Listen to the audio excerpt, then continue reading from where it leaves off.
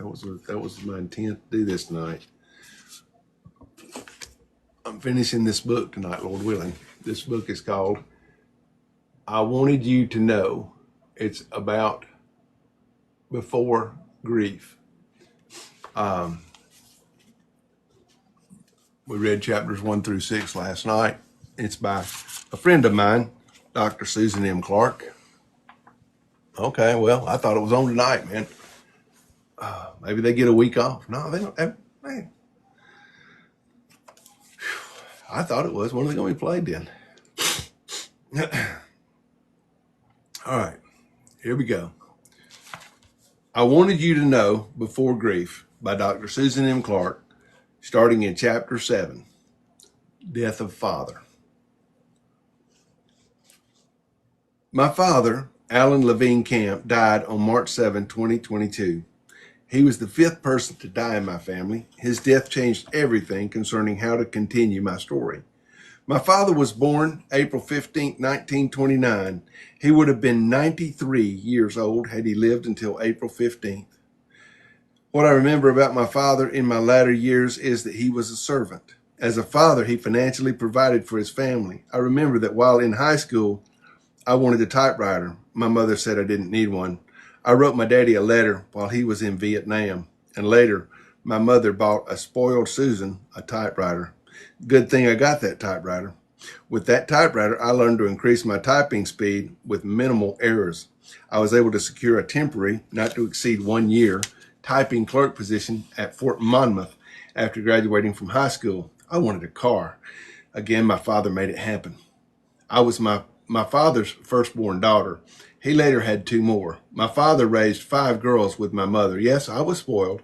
He spoiled all his girls. He was a very hard worker. He'd do anything for his family. He was smart too. I remember going with him to put air in my bicycle tire. The air was blowing out of the machine, but the tube to connect the airflow from the machine to my bike was missing. My father took a pen from his pocket and removed the ink cartridge and top of the pen. He connected the bottom part of the empty pen where it was needed for the air to flow into my flat tire.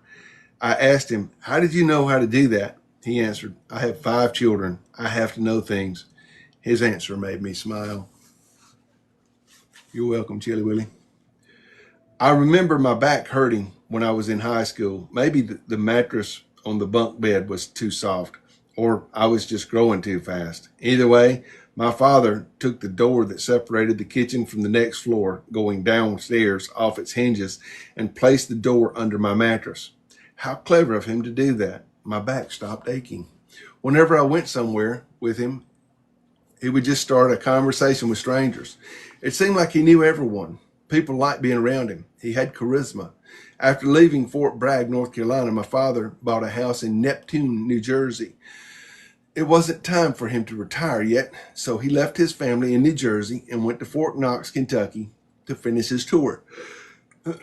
Once he retired from the Army with 25 years of dedicated service, he returned home to his family. If I'm not mistaken, he retired from 2 more jobs before he actually retired. As I was growing up in New Jersey, my father worked hard, and he went to school at night to increase his knowledge and receive extra money to support his family. I remember typing some of his papers with the typewriter he bought me. He also served as a deacon at the church I attended. I graduated, moved out with a girlfriend, later married, and had a child. We were both busy people, not taking the time to know each other. I didn't really get to know my father better until he moved from New Jersey to Georgia, where I lived with my second husband, Michael, and 3 children. My journey of grief over his death was different. It was still painful, yet different. Prior to his death, I knew he was dying. It was not a sudden death. The unwelcome phone call of his death was expected, but I didn't know when it would come. My father was in home hospice, slowly dying. A hospital bed was set up in the living room. I had made it a point to visit him monthly as he got older. He wasn't sick then. Many sacrifices were made for that to happen. I have no regrets. Later, when he got sick, I visited weekly when possible.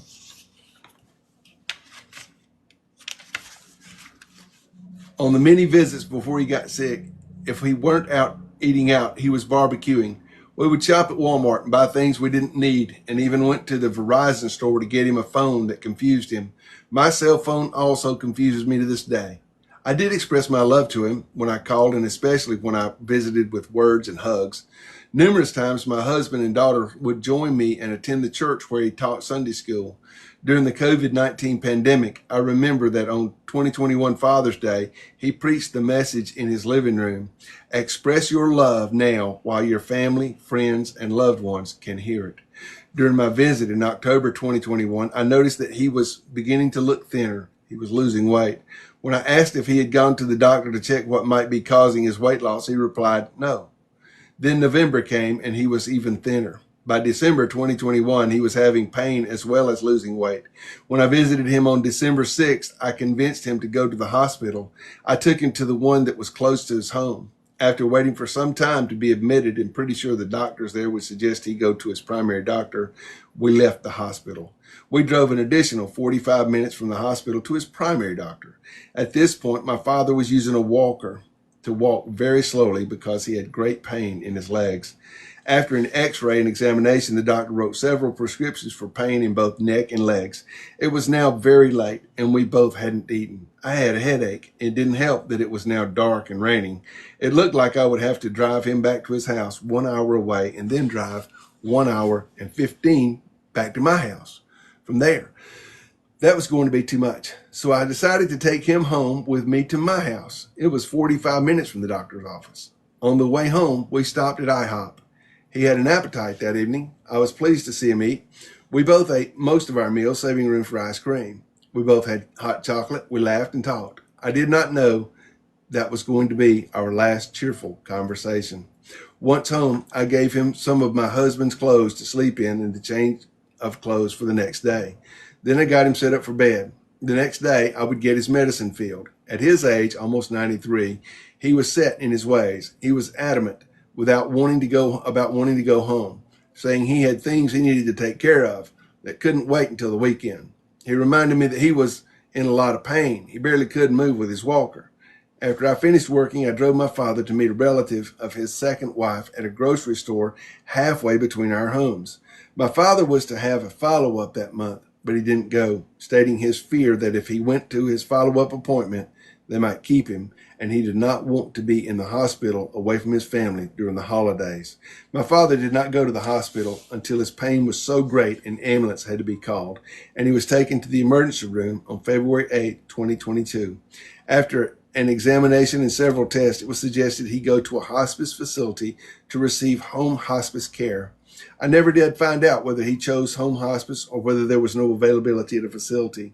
I believe he chose home hospice care. He hated hospitals since both his first wife and oldest daughter had died in them. February 10th, 2022, a hospital bed was delivered to his home where he later died. Since my father wasn't getting any better, my brother Ted did FaceTime with him. My youngest sister, Tracy, flew from Arizona to Georgia and visited with him in January before he had home hospice care. When I entered the bedroom, I greeted him with a smile and a hug. I told him I had brought him a surprise. He asked what it was with a tired voice. I said, if I tell you, it won't be a surprise. My father cried tears of joy when he saw that his baby girl had traveled to see him. It wasn't long after that when my sister Regina, just under my age, came with her son Carl to visit him, eliciting more tears of joy from my father. They stayed from February 13th to 15th, 2022. As my father's health continued to decline, I made several visits to see him. My last visit to him prior to his death was February 25th, 2022. I could see his rib cage through his white t-shirt that brought tears to my eyes. I really didn't want him to see me crying. I don't believe any parents want to see their children crying, especially if you cannot help stop their pain.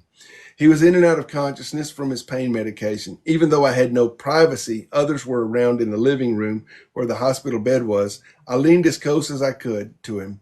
I didn't know how to lower the hospital bed railing. I said, I wanted you to know. And I began to share how much I loved him and appreciated the things he did for me. I held his hand. In all my previous visits, I would hold his hand to let him know whether he was asleep or not, that I was present. I continued telling him I remembered him drawing a cartoon character on the rug I slept on in kindergarten when I was in Germany. I shared about him walking me down the aisle, giving me away twice because I married the first time at age 21, later divorced and remarried at age of 33. As I said these words, he nodded and squeezed my hand with the strength he had. He cried, and I cried. His lips trembled, but no words came out. He no longer had the strength to talk as our teary eyes continued to connect. I believe his eyes spoke, "I love you, and I'm going to miss you." I think we both knew that the end was near. That was the last time I saw him. My father suffered with great pain in his latter days. Having spoken to his 4 remaining children, I believe he said, "It's time." And God received him when he asked to go to his eternal home. The journey of grief is still hard. It's been challenging, but very different from my other journeys. I expressed, "I love you," to my father every time I called and every time I visited. Plus, he was living yet declining in health. I told him at his bedside, "I wanted you to know." Chapter 8, Mother-in-Law. Need more coffee, y'all. Sorry. Okay, I'm not sorry. I need more coffee. How many I got here? All right.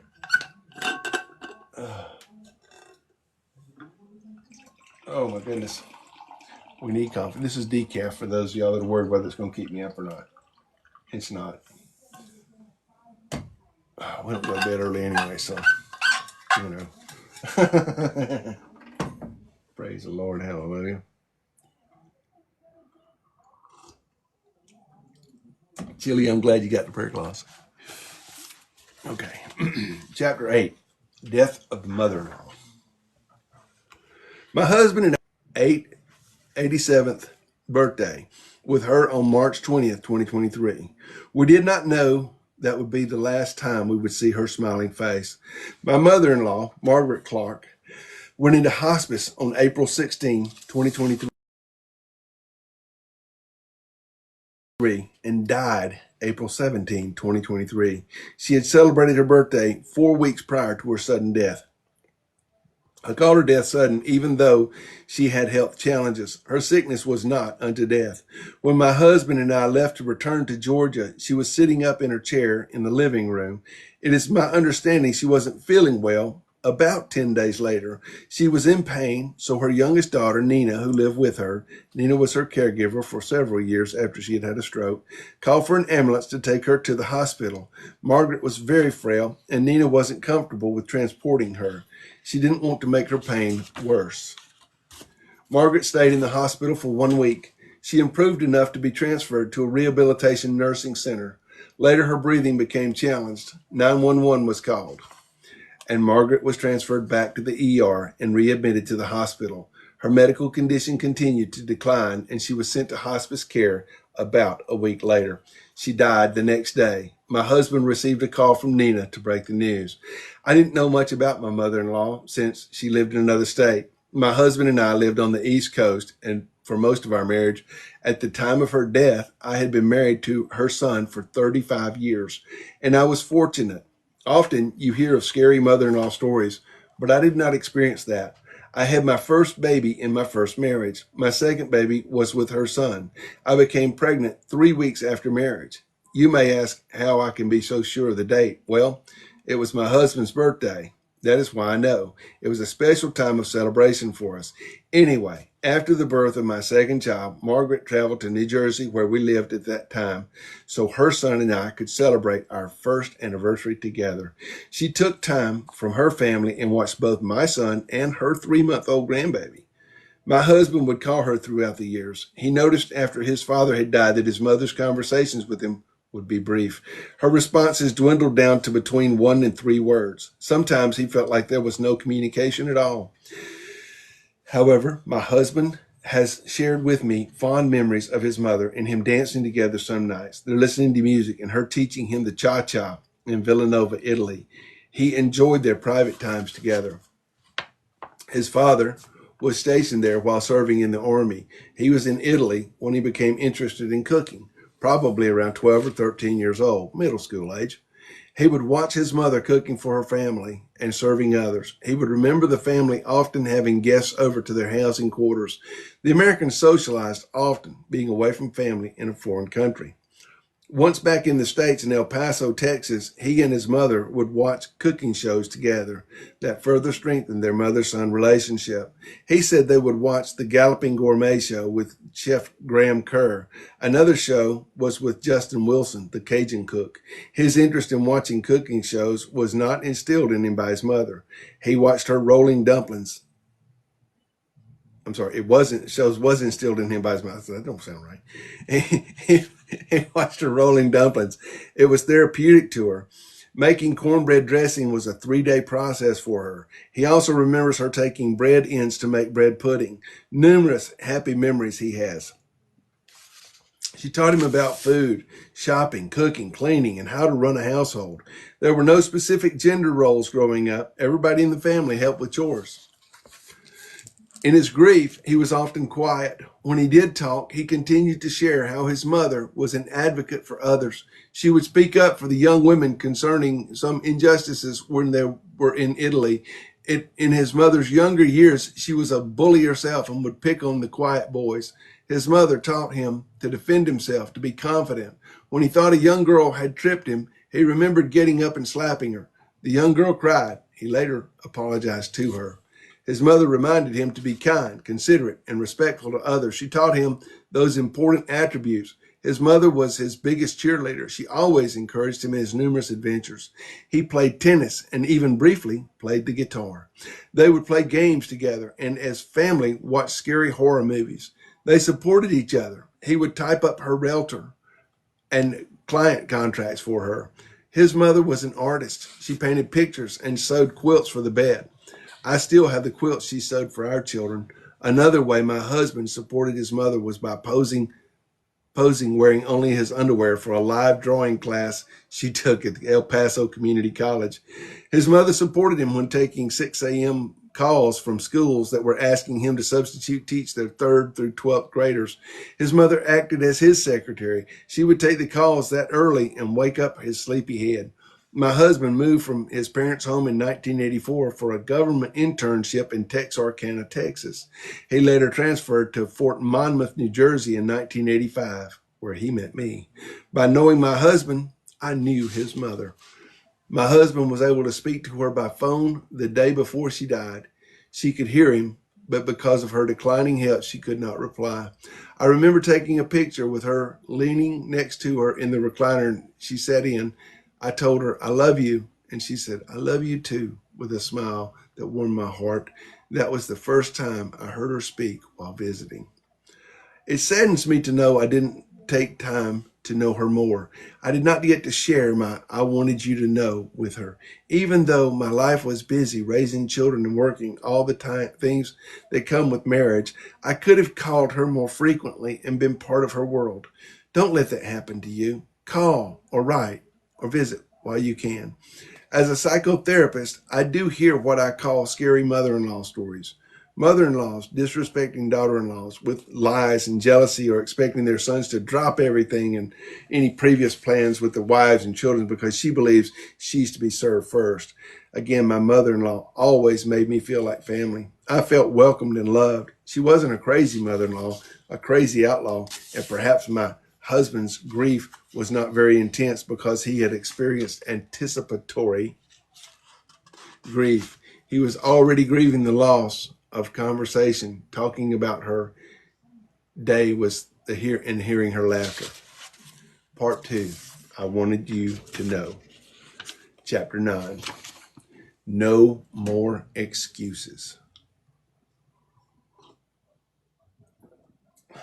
It's okay, Michael, if you're still here.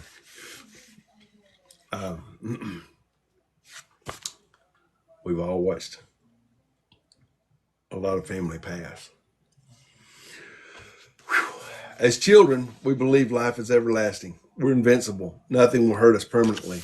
As we mature and have numerous life experiences, we start to realize we're not promised tomorrow.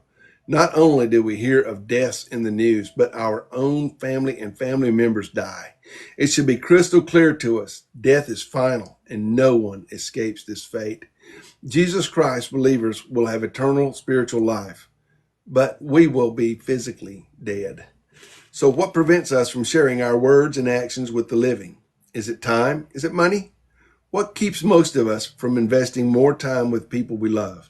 Again, we're not promised tomorrow, but I believe that there's the thought that there is always another day.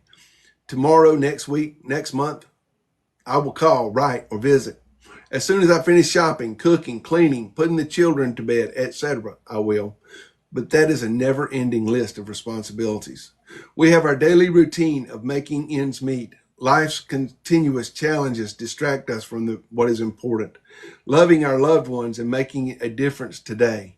The truth is that no one knows if today or tomorrow will be the last day, or make that call, write that note or letter or visit. We all have 24 hours in a day. Schedule time to tell them what you want them to know. Don't listen to the negative thoughts that say, do it tomorrow, next week, or next month, or they don't deserve a kind word or visit from me.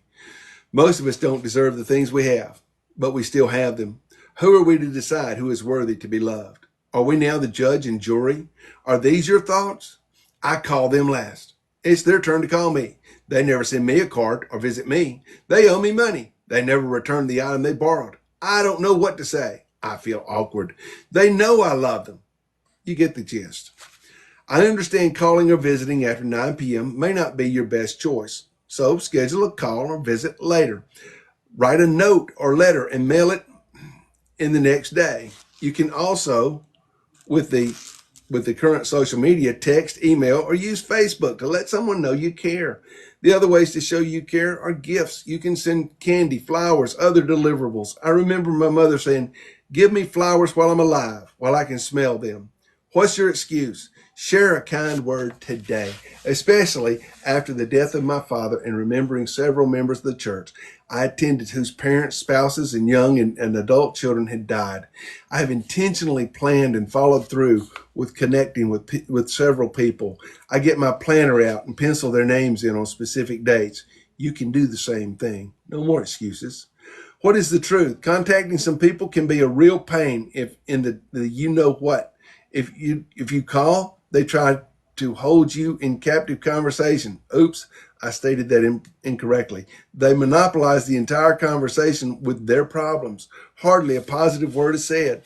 I'm reminded of the reason I did not call in the first place. Yes, I could text, but texting is not my thing.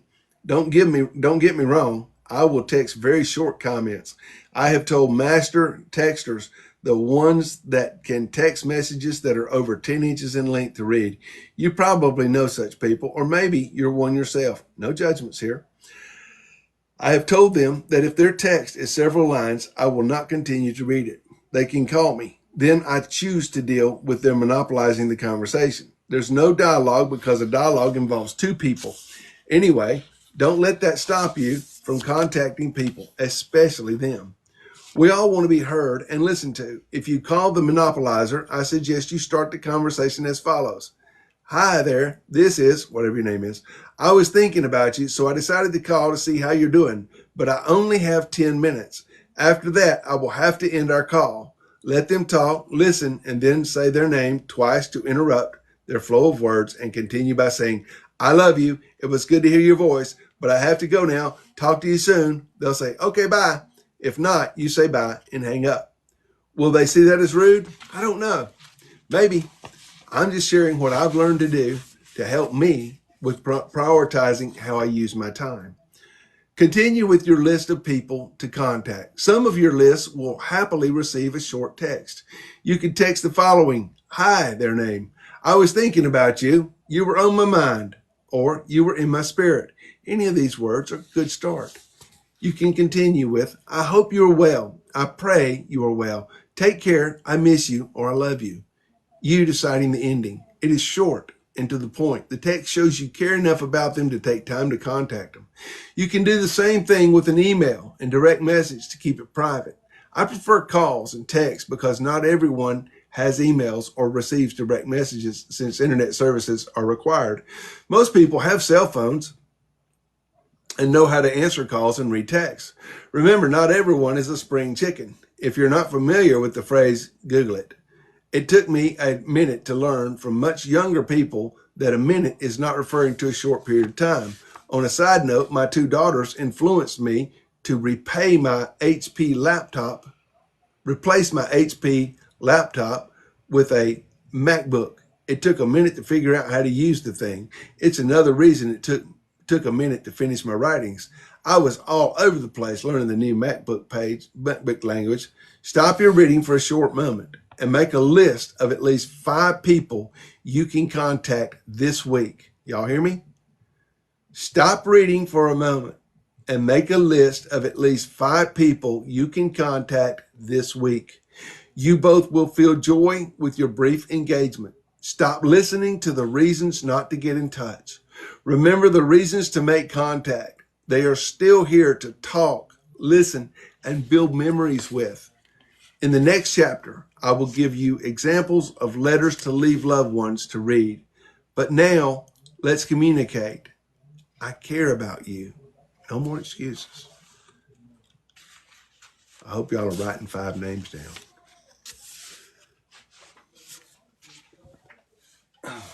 I'm drinking coffee while I write.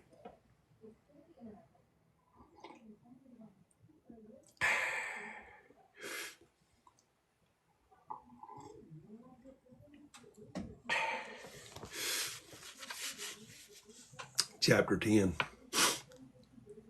Important papers. Maybe it hasn't happened in your family, but you probably have heard stories of chaos, not knowing what to do after a loved one has died. Many questions are asked when it comes to the business side of death. Did he, she have a will or a bank account? It is most likely that they did if they had a job. Did they have investments like stock, bonds, gold, etc.? Did they have mortgages or rental property? Did they have life insurance policies, trust funds? There's so many unanswered questions. If they did have all these things, where is all this information?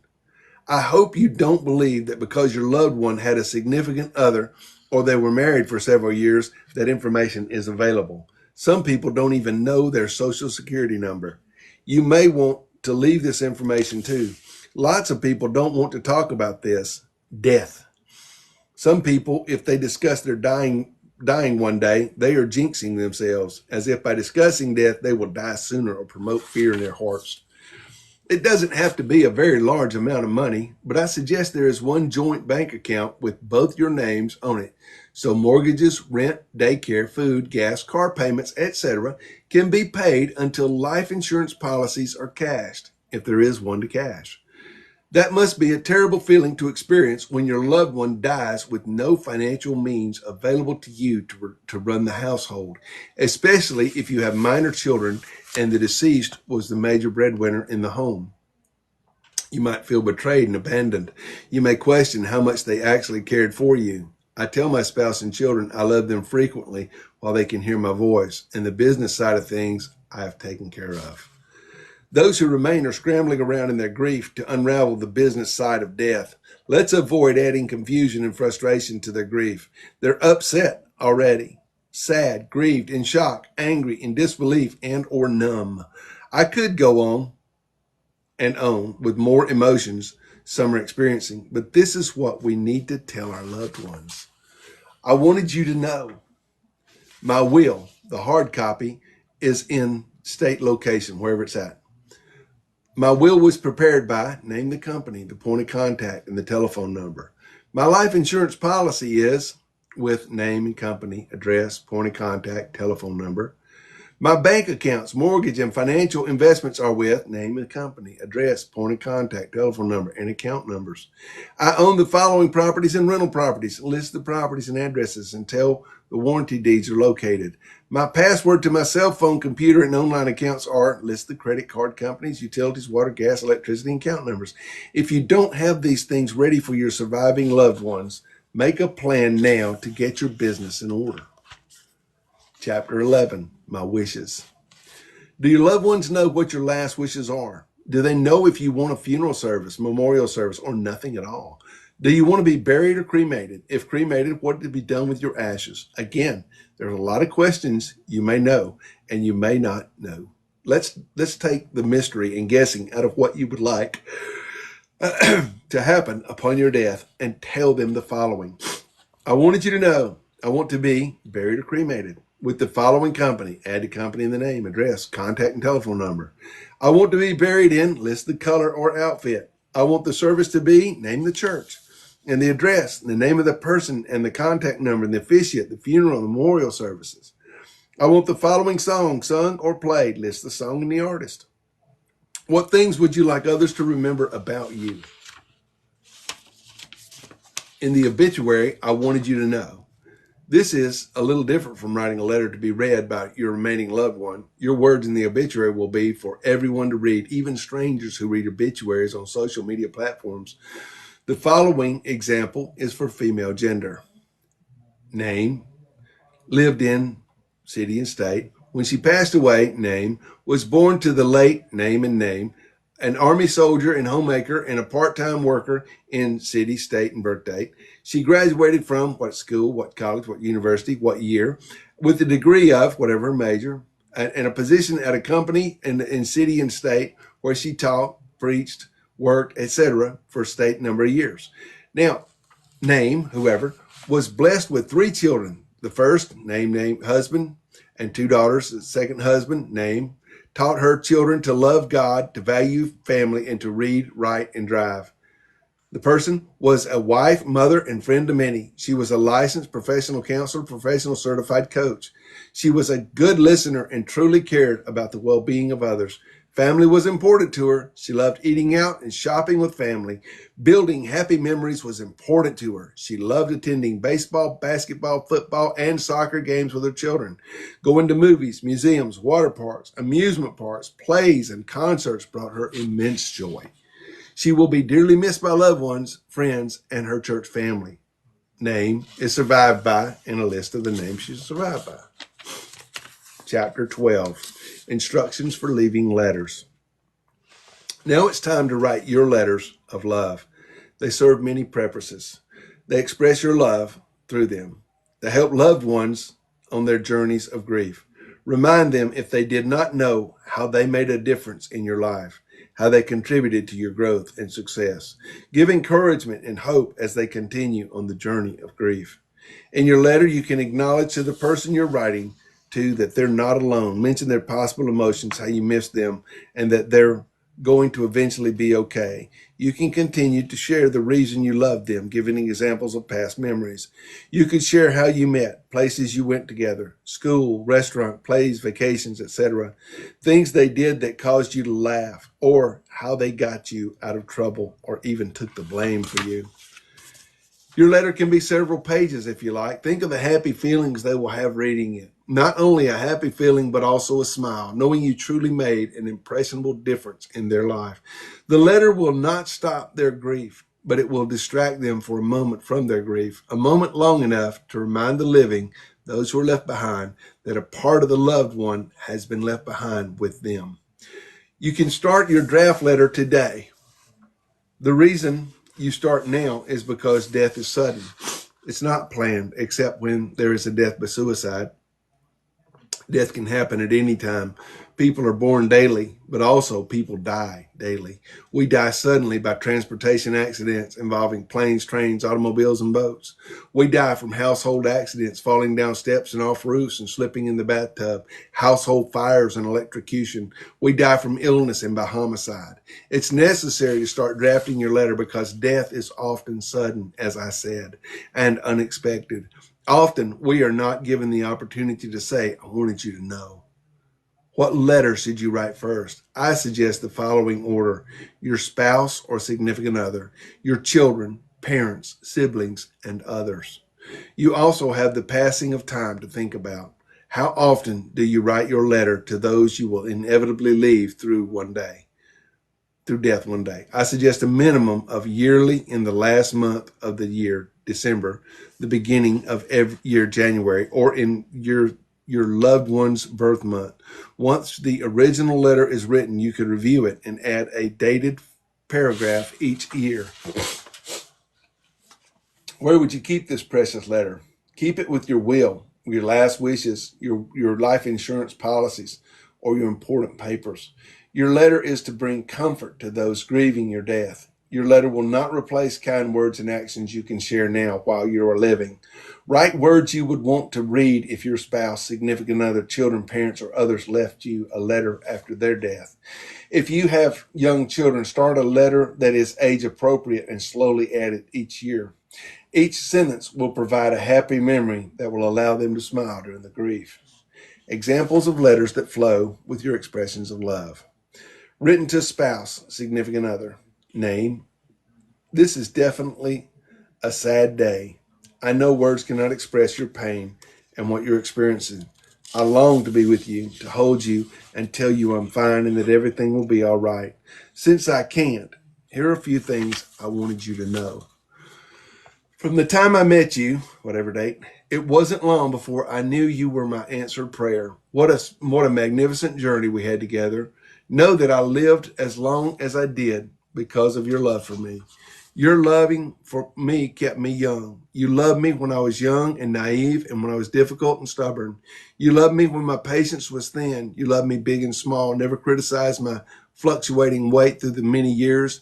You just loved me, and I thank you and appreciate it.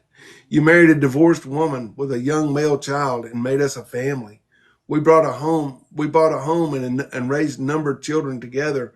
We had 3 grandchildren. You don't have to take this grief journey alone. Contact the children. Remember to eat, drink water, and rest. I'm forever grateful for a loving, kind friend like you. Written to an adult male child. John, I know you're hurting, and I wish I could make it better for you and wipe away your tears.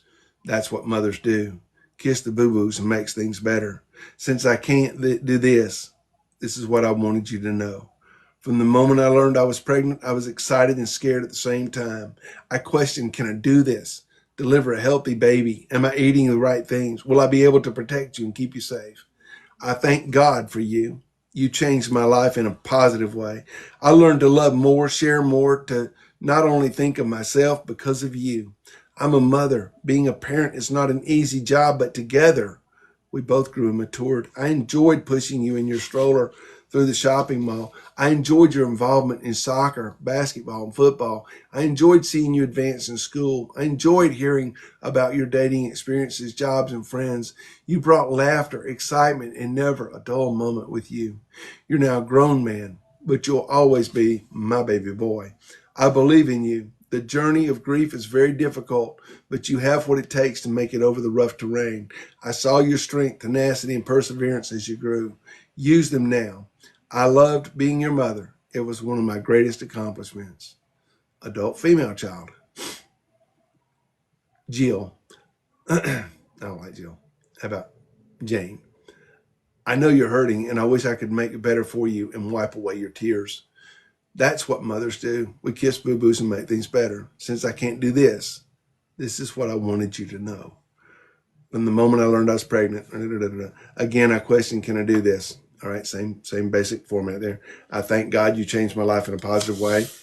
I'm a mother again. Being a parent is not easy, and then it goes over the same basic material there. Advancing school. I enjoyed hearing about your dating experience, your friends, your laughter, excitement. You're now a grown woman, but you'll always be my little girl. I believe in you. The journey of grief is very difficult, but you have what it takes to make it over the rough terrain. I saw your strength, tenacity, and perseverance as you grew. Use them now. I love being your mother. It was one of my greatest accomplishments. Now, of course, you modify these for your particular child.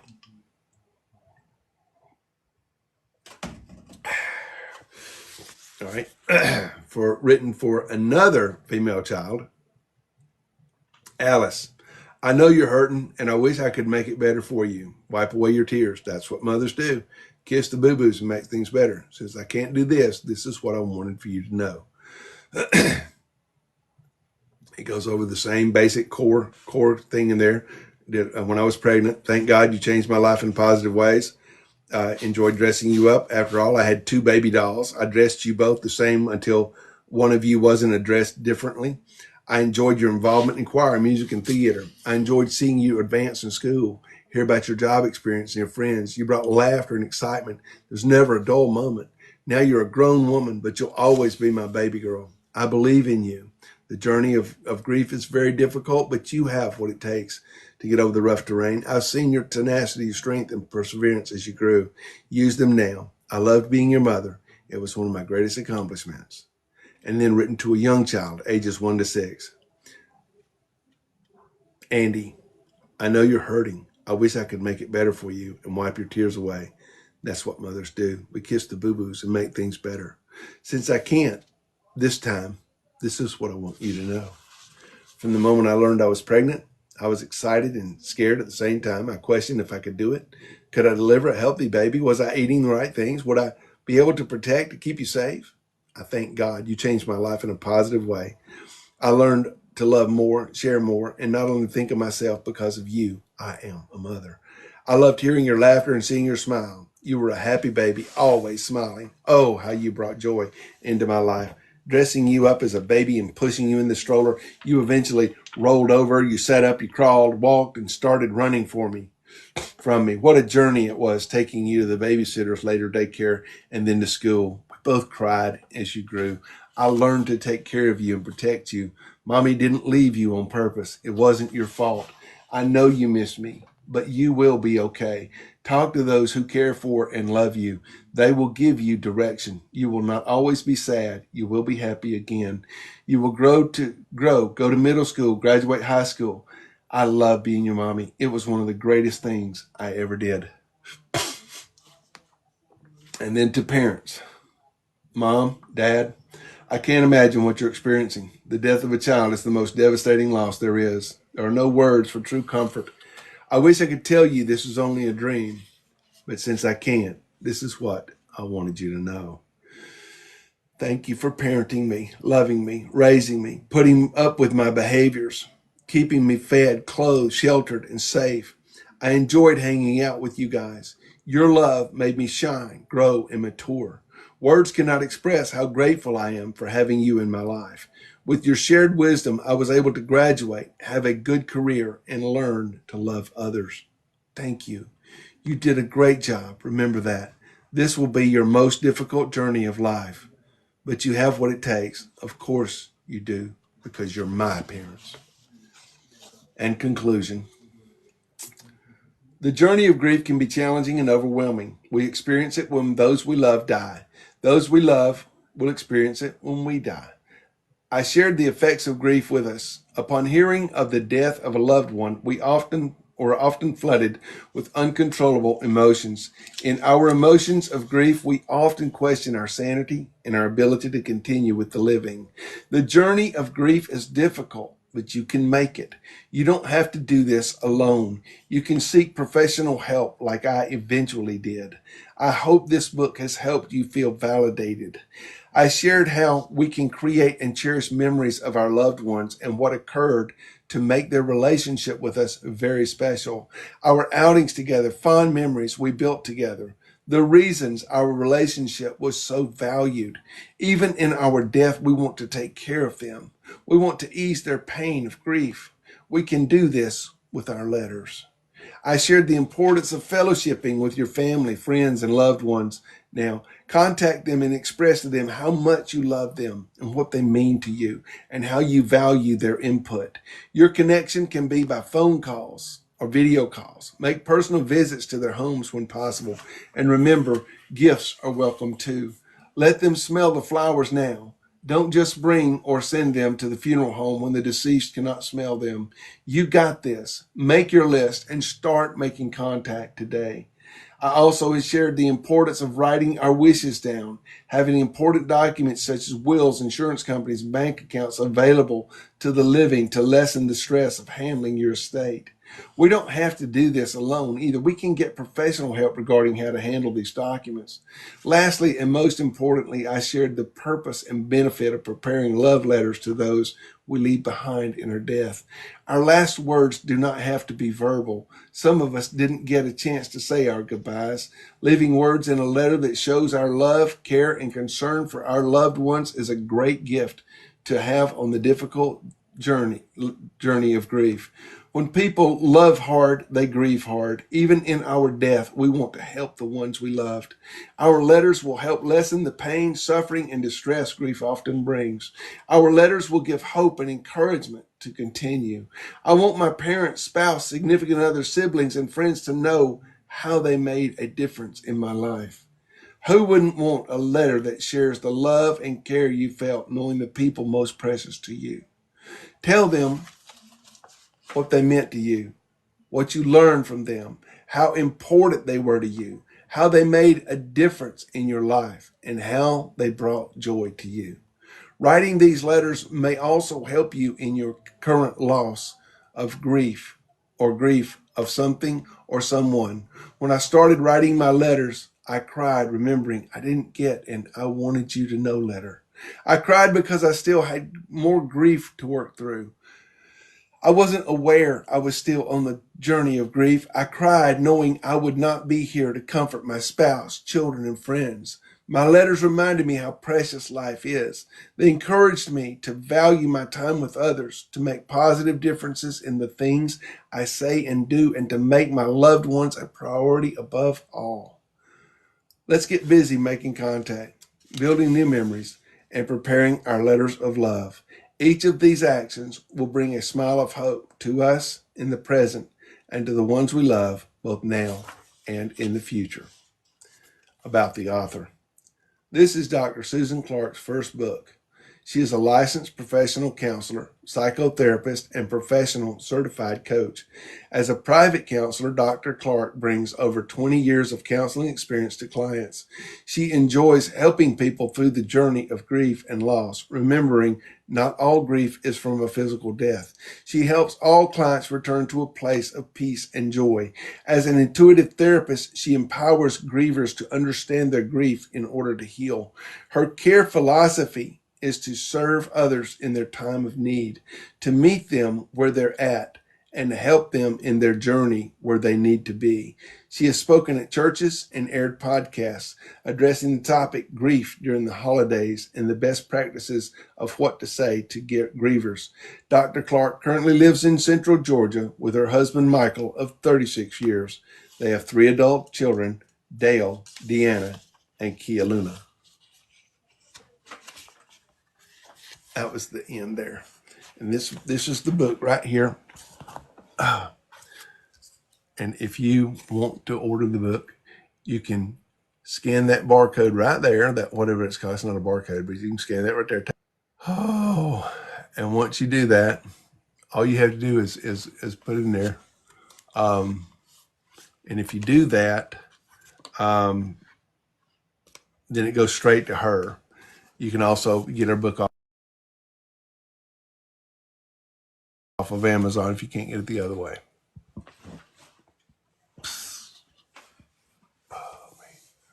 Oh, Lord, hallelujah. Thank you, angels, tree, for this opportunity. Oh, yeah. Hey, Cheryl. Hey, Renee. I don't know who Tree is, but welcome, Tree. Annie, this is the book right here. I'll flip the camera around real quick. That way you can see it for what it is. Boink. Boink.